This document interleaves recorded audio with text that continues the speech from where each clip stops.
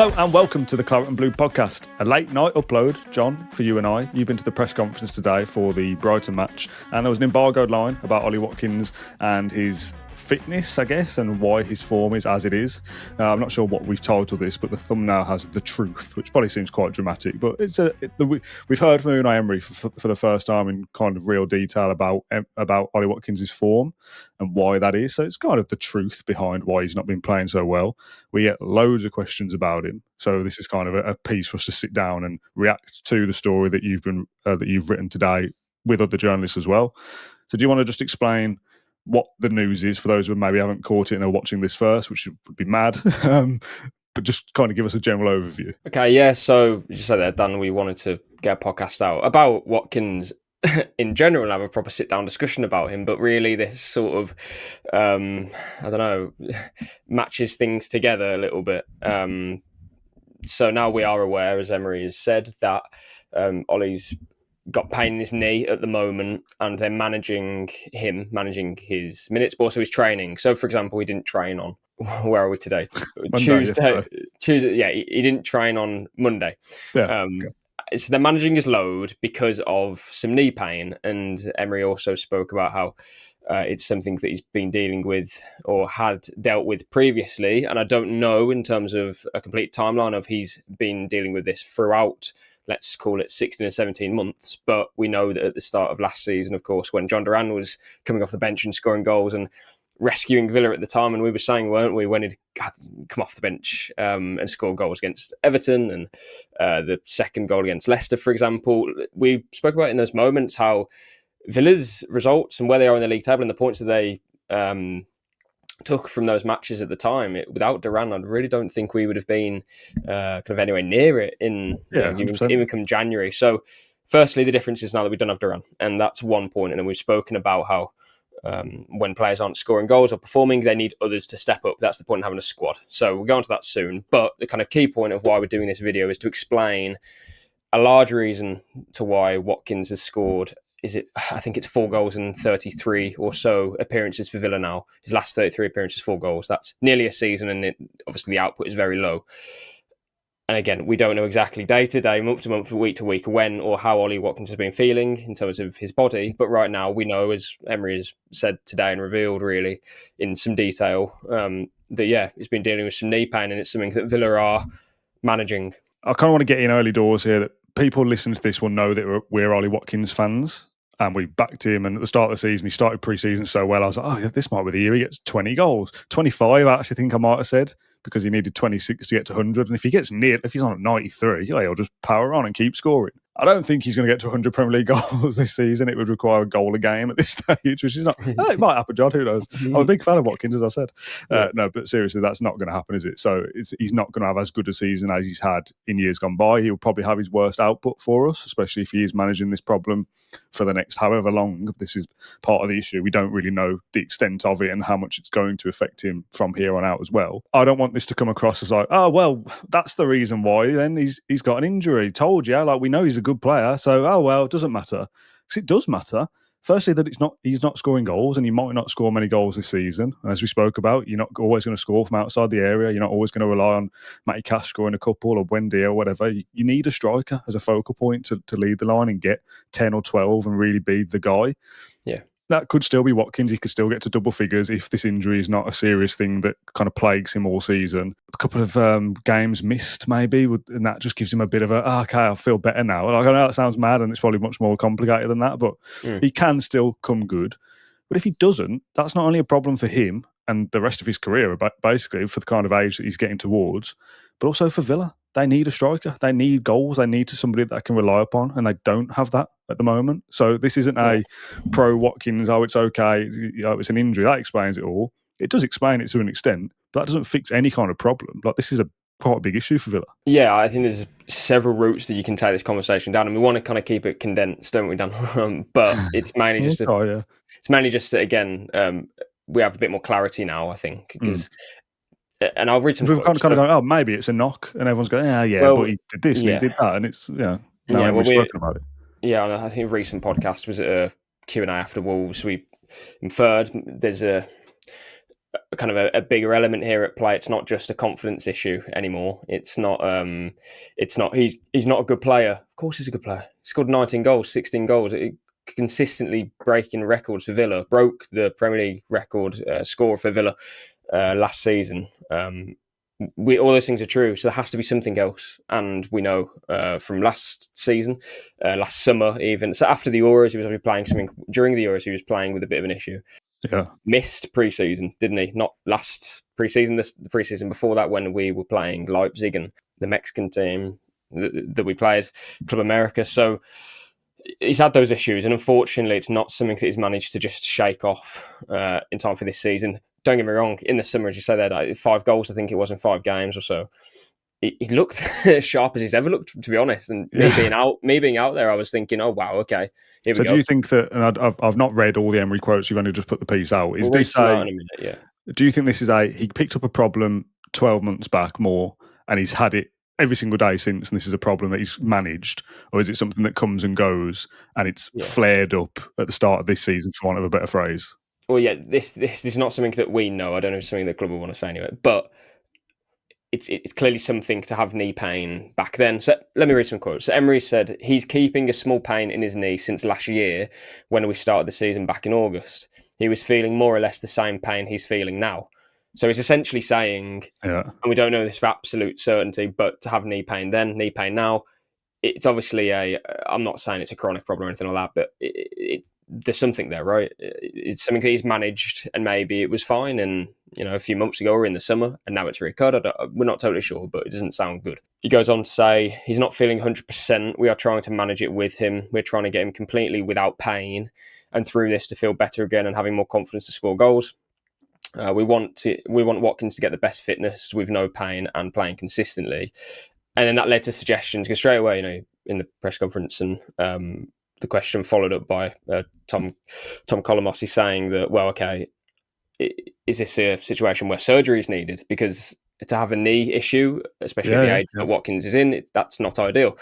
But Villa have said that no, that isn't something that they're planning, or that's not, it's not a situation that they're thinking about at the moment. That surgery, that is. So yeah, but I think you can go down a different route. And you mentioning earlier about Ollie himself.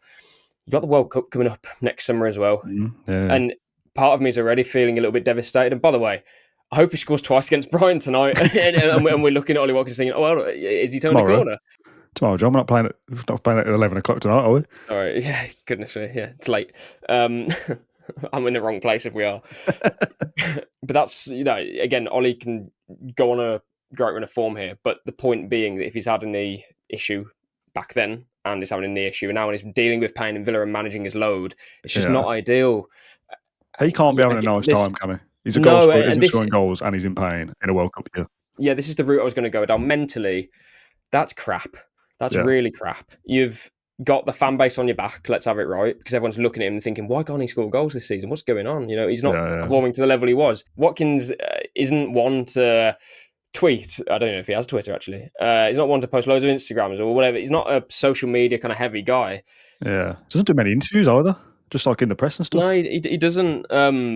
But he's not going to come out and say, by the way, I've been dealing with this issue. Like, it needed someone to say something. And I'm glad Emery said something. I don't know if Watkins wanted him to or not. And the question, Emery didn't just bring it out of any old question. It was a question about Watkins and his form and whatnot, his consistency. So yeah, I'm glad it's out there, to be honest, because I think it will put people kind of with a bit more clarity, but also get some off his back as well. Because again, this isn't the Ollie Watkins show, but that's not good mentally for a player to know that he's dealing with a certain issue. It's painful. He's got to play through this because Villa, I don't think, have another striker. Of course, he wants to play. Wants to play through it. He's also a player that very rarely misses games. I said this in the Q&A the other day as well. Like, you've got to think about his body here. How is it? Is there an issue? And we spoke about it briefly and touched around it, danced around it, I suppose. But played through all the Championship with Brentford, comes to Villa, barely misses a game or minutes. We know the way he plays as well, running channels, it's intense, it's high intensity. The amount of games that Villa are playing as well in the last 3 or so years under Emery.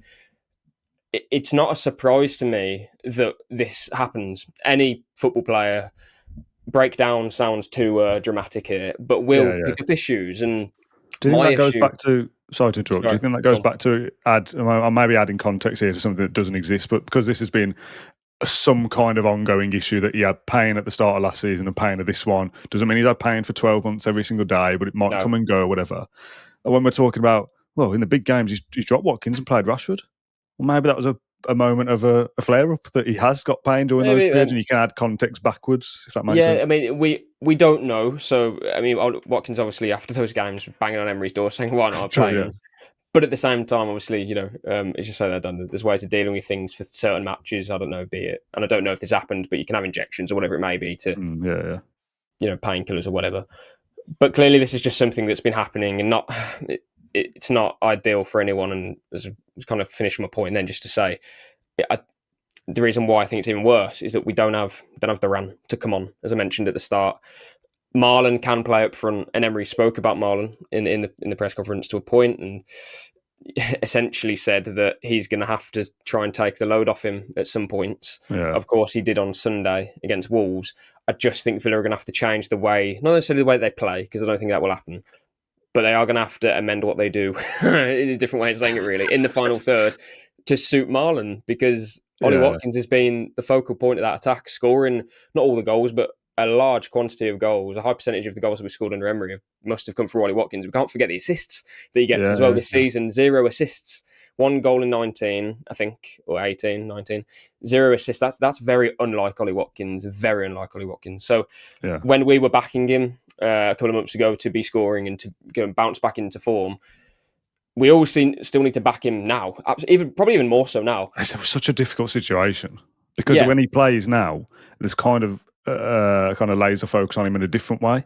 I'm now watching him going, "Was he all right today?" And this probably happens quite a lot. To be fair, and you mentioned about it does. He doesn't miss any games. He's like, I think one of his managers called him a machine. Was that Thomas Frank or was it Dean Smith? Can't remember. Frank. That's a good thing in an extent, and I'm sure there's lots of footballers who get a bit of a niggle, and it's like, oh, I could do with the rest. Where some players probably go, I've got a bit of pain, but I always do. It's something I've lived with first in my professional career. I'll just get on with it. Yeah. Maybe that's not a good thing. Maybe he wouldn't be having this problem if he did have a bit of a rest here and there. But Villa couldn't afford to rest him, and he wants to play. So you can see how you kind of get up into these situations. No, definitely, and yeah, there'll be. If there's any Villa players watching this, they're probably thinking, "Oh, my knee hurts as well." Exactly, hopefully not too many, but it's more the case that Ollie, we know his record, say fitness-wise, but we also know the issue that he had last season at the start, as Emery's alluded to. But the issue is that it's almost like a recurrence, right? That's the problem for me, and again, that's why the surgery question has to be asked, because okay, well, how is this going to be nipped in the bud? How does that get better? And right now, Villa are not in a place to. We're not very flexible. Yeah, exactly. We're not flexible. We obviously have the January window coming up, and I've said before, we need to bring a striker in. I think that's even more important now. But at the same time, with what funds, with what signing a player in January is difficult. Signing a goalscorer in January, money. Yeah, I understand that. But even £35 million on a striker, £30 million, a deal up to £30 million was Gesson. With respect to Gesson, we can't be having that impact in January, thinking that they're going to score 10 goals or whatever from January until May. That's almost like a subsection, but for this video mainly, we just wanted to sort of outline here's the news, because obviously we get asked about it in every Q&A, which understandably, because it's been a big topic this season. Villa are 4th in the league as we talk now, 3rd in the Europa League. Yeah, our striker scored 1 goal, but we know he's an outstanding footballer. We know that he should be the 2nd England striker in the World Cup. All these things are true.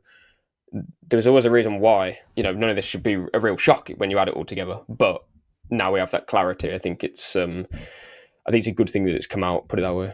I'm actually really interested to see what the reaction will be. Obviously, we're not recording this live, but we're going to get it out as soon as possible. I'm more of the kind of sympathetic side towards Watkins, but like you said, I'm sure there are probably plenty of footballers who go through pain and get on with it. I'm not suggesting Ollie Watkins should just get on with it, because it's clearly an actual issue. I think he has to. Yeah, and he would probably like to, but that's not. Probably will. Probably, we don't know. Maybe he just start on Wednesday night, or he starts against Arsenal, and maybe he scores. Maybe this isn't a massive thing, and we all get on with our lives. But I'm interested to see what people think about it. Yeah, he is available for Brighton, and I think the key thing is that I think he'll continue to play matches, but it's just resting between. That's the important thing. None of this is nice really to talk about, but yeah. so the kind of bottom line is that he's been dealing with the issue. That I think is probably a large reason as to why he's only scored 1 goal this season, 0 assists, and not played to the level that we expect. There's different reasons as well. Chance creation, I don't think it's been brilliant, but as we said on the Q&A, there's different parts to that as well. Why are we creating a few chances? Ollie's not even getting many chances, whereas usually he does, even in poorer teams than this. Of course, we are a good team. And then the second part being that he's Villa are trying to rest him in between games rather than having plans for any surgery or anything like that. It just adds to that kind of layer of desperation, doesn't it, as well? That, I'm watching games as a fan, and I want all our players to do well, obviously, because they're representing Villa, but I'm watching Watkins with a keen eye of, score today, mate. Go and get that one and get yourself going.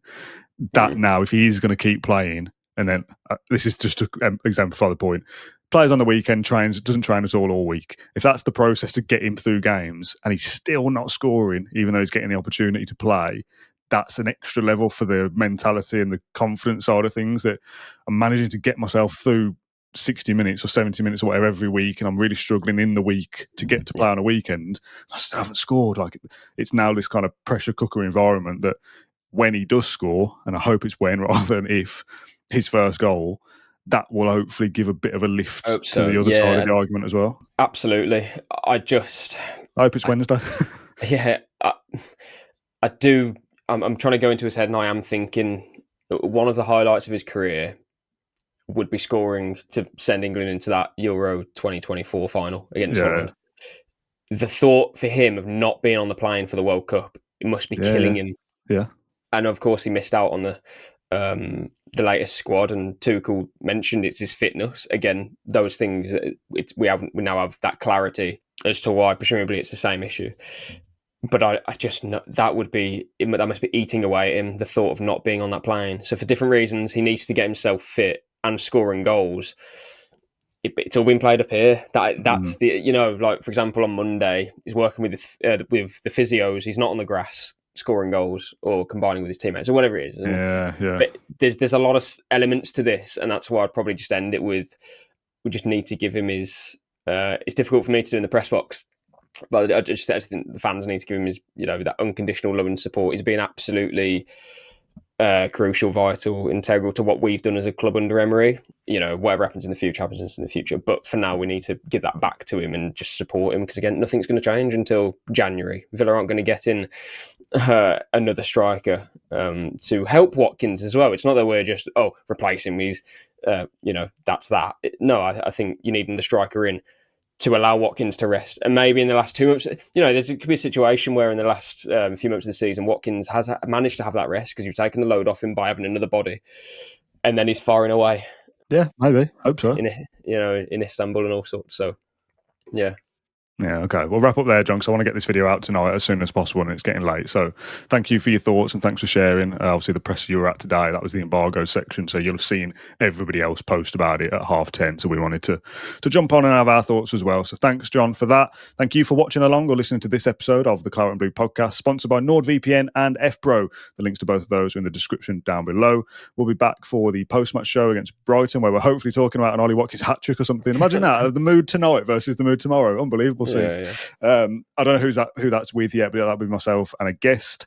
And you and I, John, will be back together at some point on Thursday or Friday to preview the Arsenal game in our fan zone show, where you can send in your thoughts and opinions post Brighton, and we'll discuss them pre-Arsenal. Night, everyone. Thanks for watching or listening in the morning, maybe. Good morning, and I'll see you tomorrow or the day after. Bye.